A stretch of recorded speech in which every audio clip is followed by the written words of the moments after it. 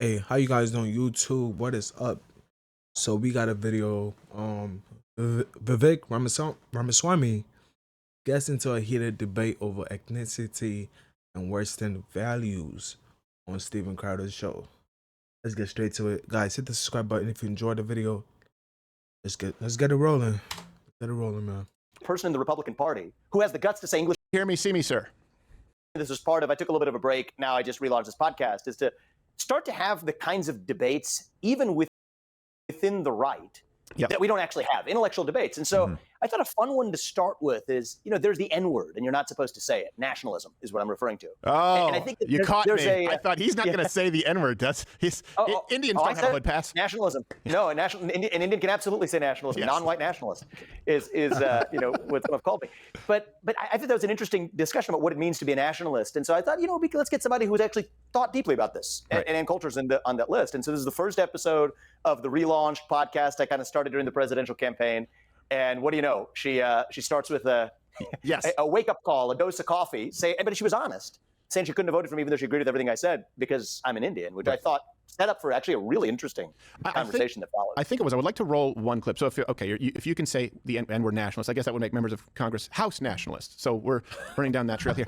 I want to show this clip because I think it's okay. He's not running for president now. I said the only thing is, I mean, members of the House, they're actually not. Actually, most people are very afraid of the word nationalist, right? So if only we could have gotten there, that might have been interesting. No, you're right. You know what? You're right. We should talk about it. It's the actual people on the ground out there doing the work who are nationalists, field nationalists. So the point that I wanted to discuss here is you made and I think that I agree with you. I agree with almost everything that you both said. But I'd like to give you the chance to clarify this because I think that some wires have gotten crossed with people who watch this. Where you talked about how the right shouldn't be reactionary, and then let me just take a moment to explain what my perspective is on it, and then give you the floor. So let's run the clip here really quickly. We might have even in what I may call our wing, if I may take that liberty of the future conservative movement, one that is accidentally defined by the threat we're reacting to, rather than affirmatively defined on our own terms, right? Individual, family, nation, and God, serving as the alternative vision to race, gender, sexuality, and climate. And I think it's a hard thing to do. My definition of American identity has nothing to do with what that person has to say.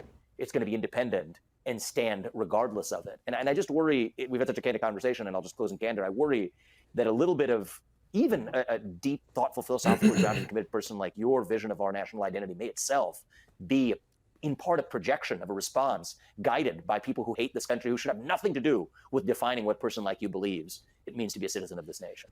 Okay, so really quickly, my perspective here, and we're going to have Alex Rosen on, one of the original predator poachers, which has now unfortunately been copycatted by other people looking for social media clout. I agree with the idea that you shouldn't give more credence, for example, reacting to some crazy blue-haired person who has no influence, right? Though it's funny. I think, though, this idea of not being reactionary, I don't see conservatism or pushing back as reactionary. I see it as a reaffirming of the Constitution, right, and the Bill of Rights. And I would agree with you if we didn't have to deal with the fact that these people who are radical leftists, the entire DNC, are in positions of power in all of our established institutions. And so sometimes I will see people say, well, why are you being reactionary? Well, no, hold on a second. I'm bringing people back to the Constitution, the Bill of Rights, to which you were reactionary in the 1960s. It was always that. You changed it, and now you have states with abortion up until 9 months and after birth. So I sometimes have an issue with, or I should say that I'm reticent to go with the premise because then people box you in, where one side is only talking about ideas and the other side is shooting arrows at them. Yes, so I do believe with you, and I think it was the only presidential candidate to actually say this, that we are in the middle of a war in this country, okay? But I think to win a war, you have to both know who you're defeating and what you're fighting for, okay?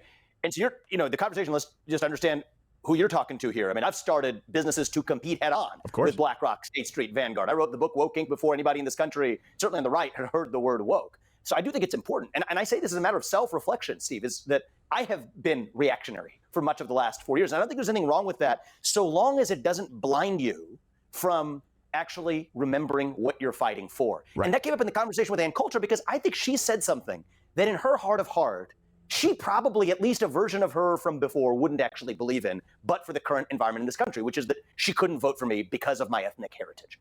I think that the thing I challenged her with is to say that, you know what, if we didn't have open border policies in this country, if we had a rational immigration policy like the one you just described, and I agree with you wholeheartedly in that last monologue, if we didn't have self-hatred permeating every institution in this country, from our universities to our capital markets to corporate America to our media, if we actually had a revival of national pride in this country, if English was the sole national language in this country, if we actually ended birthright citizenship for the people who broke the law to come here illegally to have anchor babies, against that backdrop, I don't think Ann Coulter would tell me to my face, I don't think she would even believe it, that she couldn't vote for me because I was of Indian heritage. And so what that has done, I believe, and I think it's beginning to happen, and I think this is the stuff of how nations end, is that the reactionary impulse takes over the very thing you were going to fight for in the first place. And I think that's where we actually err, not because there's some other noble external standard to be measured against, but because we fail to fight for the very thing we cared about getting into this arena for in the first place. Right. I mean, why the heck did I run for president? Why are you doing what you're doing? Why am I doing, and why on earth am I starting a podcast right now? I don't need to make more money. I don't need a business, but I'm doing it because I think we need to have certain conversations, especially on the right, that we're not having. And one of those conversations,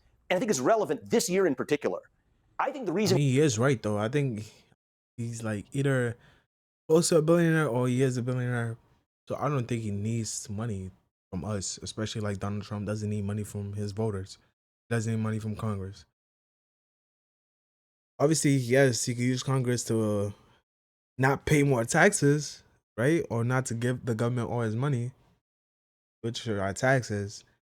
He can do that. But the thing is, he doesn't need to do that. He doesn't need to be wealthy from the government. He doesn't need to be wealthy from people's taxes. He already made it. He's already a billionaire. Once you're a billionaire, some change doesn't matter to you, man. A couple millions don't matter to you. It doesn't matter. So I don't think. That's why I think Trump is a better candidate than Joe Biden, right? Because Joe Biden, we don't even know how the man's wealthy. We don't know. We don't know where he got his money from. We don't know what business he started. We don't know what business Hunter Biden started, that company's not wealthy, or that family's not wealthy. We don't know. We don't know. We don't know where that money's coming from. But Trump, you could tell, hey, I have a hotel, I have this and that, this and that. That generated money 20, 30 years. That's why I'm a billionaire. And Trump, too, also inherited money from his parents, which is nothing wrong with that. I just gave him a little head start to make it to where he's at right now. We didn't have a red wave in 2022 is not because of abortion. It's not because of Donald Trump. It's because Republicans fell into this trap, criticizing the radical Biden agenda. And I've done that. You've done that. But it gets stale after a while, really. I mean, Biden gives us an endless list of things to criticize. We did not have an alternative vision that we actually stand for. I'm not talking about metaphysics and philosophy. I'm talking about actual affirmative policies that we stand for. Standing for merit, standing for free speech, standing for the rule of law, standing for actually making sure the people, bureaucrats we never elected, aren't the ones running government. That's a vision. Those are things to stand for. But sitting around criticizing the radical Biden agenda or the progressives on their own terms is fine. It's important. It's necessary. But we can't do it at the expense of forgetting what we're fighting for. And I think that's the mistake that Ann may have made, though I respect a lot of what she said. Sure. I think she's a thoughtful person. I think that may have clouded her own judgment, which is what I sort of called her out in the little exchange that we had in my podcast. No, and I agree with you on that. I mean, we're about to have Alex Rosen on. You know, I don't know if you saw this. Bradley Martin and Vitali, they did this thing where they tried to confront a pedophile, right? And the problem is they did it in a way where it may let this pedophile off scot-free, whereas Alex Rosen, who we've worked with, has put hundreds of them behind bars by doing his due diligence. And the different approach, and I will sort of personalize this, for example, and I was just a comedian and actor until YouTube, where I had, for example, very familiar, the blue bed sheet behind me back in 2008, 2009, where I would hear my friends saying, assault weapons, assault weapons, assault weapons. And I thought, wait a second, they don't even know what that means. So I can use these tools at my disposal now, social media, YouTube was new, to do a top 5 myths about the assault weapons ban. Use the tool to to draw attention to an important issue. Versus right now, someone just going, look, slow-mo shot on a gun range by a woman with large breasts. It's like, well, if your only goal is clout and attention, this is no longer a tool. The end game is attention. The end game is controversy, as opposed to using it as a tool. But I do think it's very necessary to cut through. In other words, if there was no reaction at all, I mean, we were just watching CNN all day for the last several days. It's been about the political persecution of Donald Trump and these sham trials, but then taking it to, like what you said, concrete policies. I really like what you just said about a national language, because I'm going to pull a Coulter here a little bit. I think you would agree with me, because you both mentioned that people from different countries tend to, I use the term ghettoize, create these enclaves where they don't associate. And I will tell you, in Texas, that has happened with a lot of Indian immigrants. Now, I don't mean as far as crime, I don't mean as far as not paying taxes, but as far as many not speaking English, and whole neighborhoods where it is entirely Indian, including Indian markets, where you will go as an American and say, this doesn't feel like the United States of America anymore. Have you noticed that with this wave of obviously a record number of Indian immigrants to the United States for tech jobs? And is solving that a national language? Like you said, English, starting with, you're like everybody else. You have to get in line and you have to follow here. Yeah, I mean, I think most of the peers who I'm next to, and this is just not a deflection of what you said, it's just true, is I feel like most people I'm surrounded by don't know how to speak English either. Well, yes. I think a lot of immigrants don't know how to speak English. And I think that as somebody who tries to speak the language that was bequeathed to us, it's a deeper point. I'm not just offering that as a quip. No, it's true. I think a lot of you have a lot of self-hatred of this country from immigrants who travel to this country, who then are critical of this country, who then actually are taking advantage of this country without actually pledging allegiance to the flag. And then you got sixth and seventh generation of, some girl of a guy who grew up on the Upper East Side, now moves to Brooklyn, thinks she's a hippie and shows up at a Hamas protest and says the same thing. So I think that is a deeper issue in our country where if we're just playing whack-a-mole, look, no one's more hardline on illegal mass migration than me, and no one's more hardline in believing that the sole purpose of immigration policy in the United States needs to be to advance the interests of U.S. citizens who are already here. Mm-hmm. Right? I hate reciting standard talking points. They bore me. But here's a fun one that nobody, I don't think, has cited, but it's a fact. 12% of the nation of Sierra Leone, 12%, country of 8 million people, talking about 950,000 people, have applied for a green card. So this isn't just the illegal migration issue. It's the source of magnitude of demand of, if we did have open borders, this is what's going to become of our country. But Steve, I think the thing that bothers me is, why the hell am I the only person in the Republican Party who has the guts to say English should be our national language? I know. Why am I the only person who can actually offer legal argument for why we should be able to end birthright citizenship without a constitutional amendment? And so the irony to me is, I can answer that. But isn't English, everybody speaks English, I think. And then Spanish is like the second most like spoken language, because there's a lot of Latin. I said Latin. I was about to say Latinos. There's a lot of Latin people in America, so that's why Spanish is the second most spoken language in America. But I think it's still English. Everything is still English.